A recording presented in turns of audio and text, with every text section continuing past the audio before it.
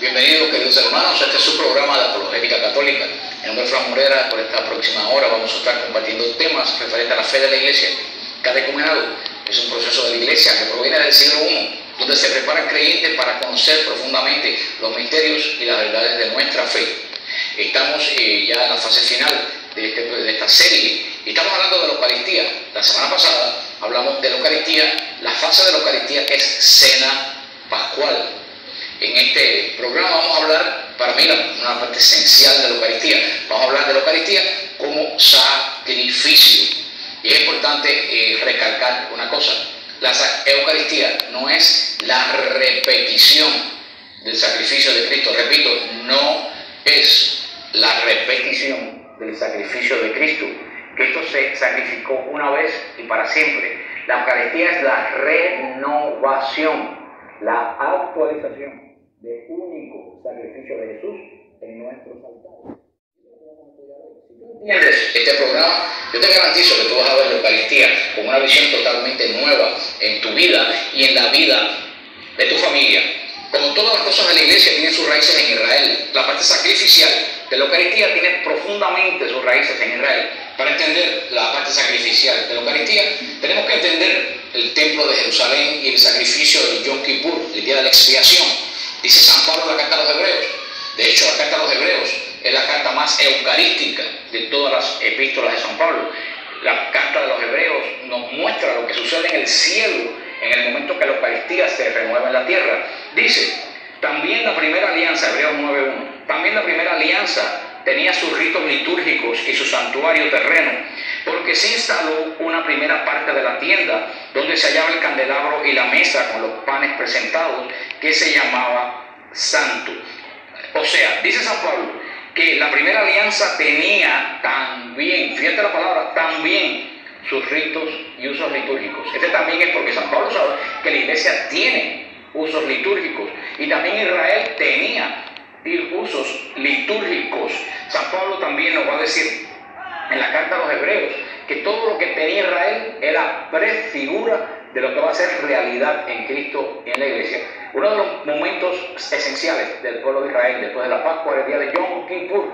Yom, que decir día, Kippur, día de la expiación. Era el día para el cual existía el sumo sacerdote. Era el día del sumo sacerdote. ¿Qué sucedía el día de Yom Kippur? El día de Yom Kippur, primeramente el sacerdote, el sumo sacerdote, por días de la semana hacía ayuno, hacía purificación, se abstenía de cualquier tipo de contacto con personas, con mujeres, con nadie. El día de Yom Kippur se vestía con todos sus ornamentos sacerdotales, que era muy parecido al ornamento de los obispos y del Papa, hoy en día muy parecido, y caminaba por un puente desde su palacio hasta el templo para que su vestidura no se rozara con nadie y no fuera impuro, porque iba a entrar al lugar santísimo y nada impuro podía entrar al lugar santísimo. Si algo impuro entraba al lugar santísimo, moría. Su sumo sacerdote llegaba delante del lugar santo en el templo, el altar de los sacrificios, le traían este cordero, un tipo de cordero especial, y el sumo sacerdote hacía este gesto que ustedes es conocido en la misa. El sumo sacerdote hacía este gesto sobre la cabeza del animal y descargaba todos los pecados de Israel sobre la cabeza de ese animal. Una vez descargados todos los pecados de Israel sobre ese animal que estaba cargando las maldades cometidas por el pueblo durante el año, el sumo sacerdote degollaba el animal y recogía la sangre del animal en un cuenco de plata. Muerto el animal, morían los pecados de Israel, porque los pecados de Israel habían sido transferidos sobre ese animal. El sacerdote recogía la sangre. ¿Qué era la sangre? La sangre era el testimonio de que el animal había muerto. Y que si el animal había muerto, también habían muerto los pecados de Israel. O sea, el sumo sacerdote cogía ese cuenco, levantaba la cortina. Aquí la cortina es esencial. Tienen que imaginarse que aquella era cortina gigantesca.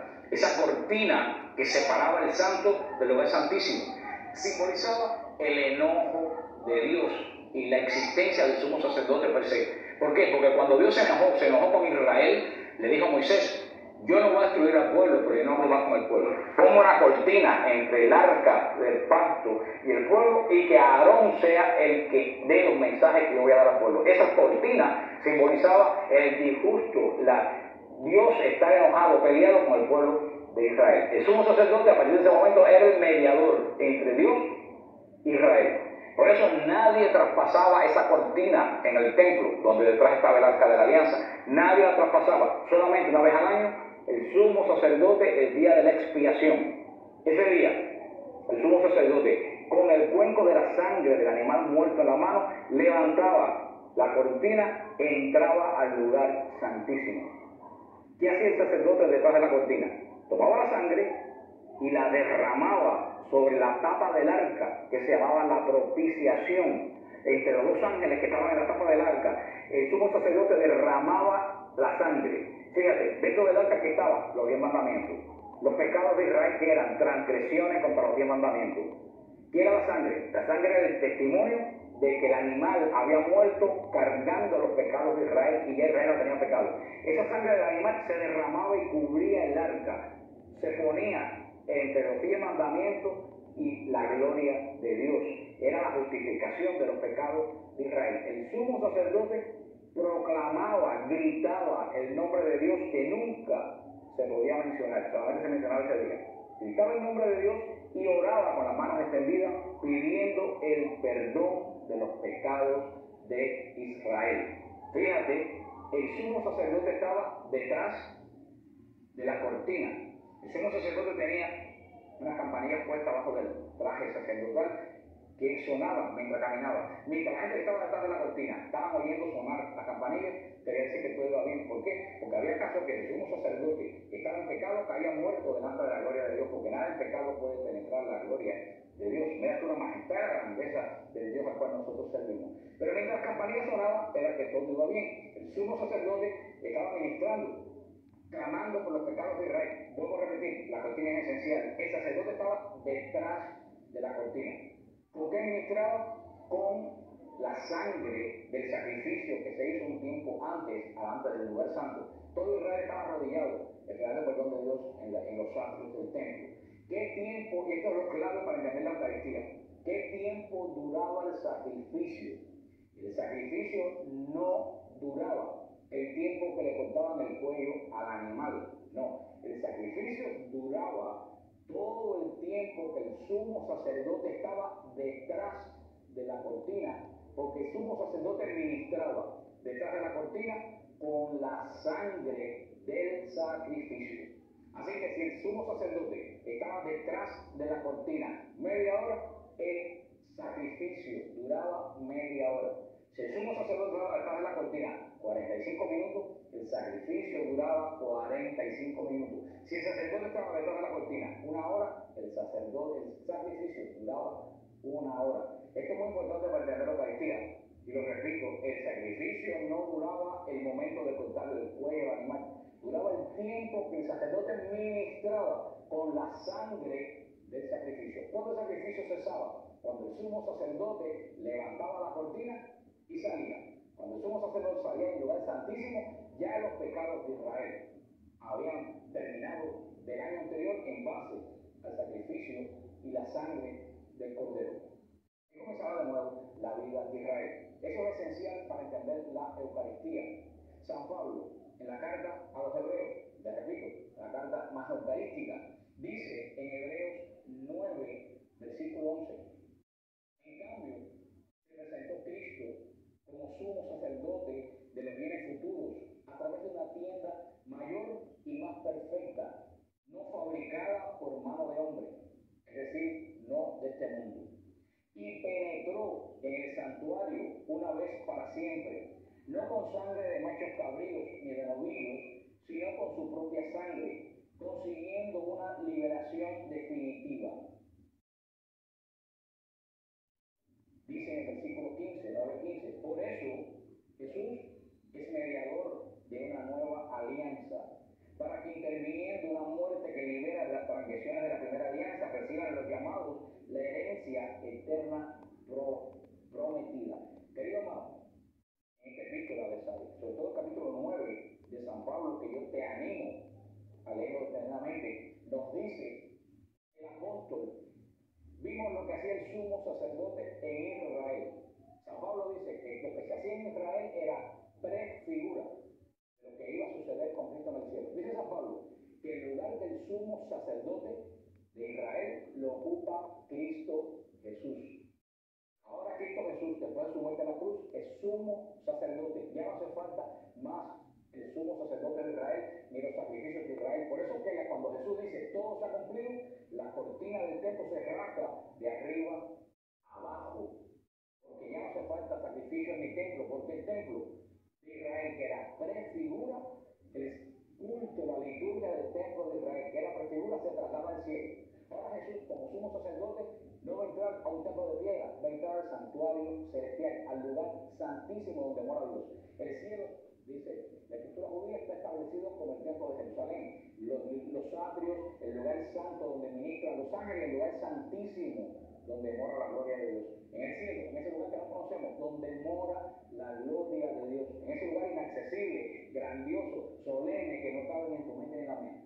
Solamente entra Cristo Jesús, como solamente el sumo sacerdote en Israel entraba al lugar santísimo. Dice San Pablo que Cristo Jesús, como sumo sacerdote, penetra el lugar santísimo del cielo, llevando en sus manos su sangre, no la sangre de animales, su sangre. ¿Qué es lo que quiere decir? Recuérdense lo que se hacía en Israel. El animal cargaba los pecados, moría, el sumo sacerdote ministraba con la sangre del animal, que era testimonio de que los pecados habían muerto. Cristo Jesús carga nuestros pecados sobre sí, muere en la cruz. Con la muerte de Cristo en la cruz mueren los pecados nuestros que Él cargaba y nos reconcilia con Dios. Pero no termina la cosa. Jesús entra al lugar santísimo, a la presencia de su Padre, llevando en sus manos su propia sangre. La sangre de Jesús delante del Padre es testimonio de que nuestros pecados han muerto en la muerte de Jesús. Y Jesús comienza delante del Padre su misión de sumo sacerdote. ¿Qué misión? La que hacía el sumo sacerdote de Israel detrás de la cortina. A mediar por nuestros pecados. Los protestantes dicen, tú ves, dice Hebreo, que entró de una vez detrás de la cortina. La Eucaristía no existe. No, esa es la base de la Eucaristía. Porque fíjate, ¿qué tiempo duró el sacrificio en Israel? El tiempo que el sumo sacerdote estaba detrás de la cortina. Si duraba media hora, el sacrificio duraba media hora. ¿Cuándo se terminaba el sacrificio? Cuando el sumo sacerdote salía detrás de la cortina. Cristo penetró el santuario celestial, llevando en sus manos su sangre como testimonio de que nuestros pecados han muerto. El sacrificio de Jesús va a estar vigente todo el tiempo que Jesús esté ministrando en el cielo como sumo y eterno sacerdote. ¿Cuándo se acababa el sacrificio de Israel? Cuando el sumo sacerdote salía detrás de la cortina. ¿Cuándo se va a acabar el sacrificio de Jesús? Cuando Jesús salga del lugar santísimo a juzgar vivos y muertos. Por lo tanto, en este momento que estoy hablando contigo, Jesús está ministrando detrás de la cortina del cielo, en el santuario celestial, con su sangre como sumo y eterno sacerdote. Por lo tanto, el sacrificio de Jesús no se ha acabado. El sacrificio de la cruz no fue el minuto que Jesús murió en la cruz. Es todo el tiempo que Jesús ministre con su sangre en el lugar santísimo. Por eso, la misa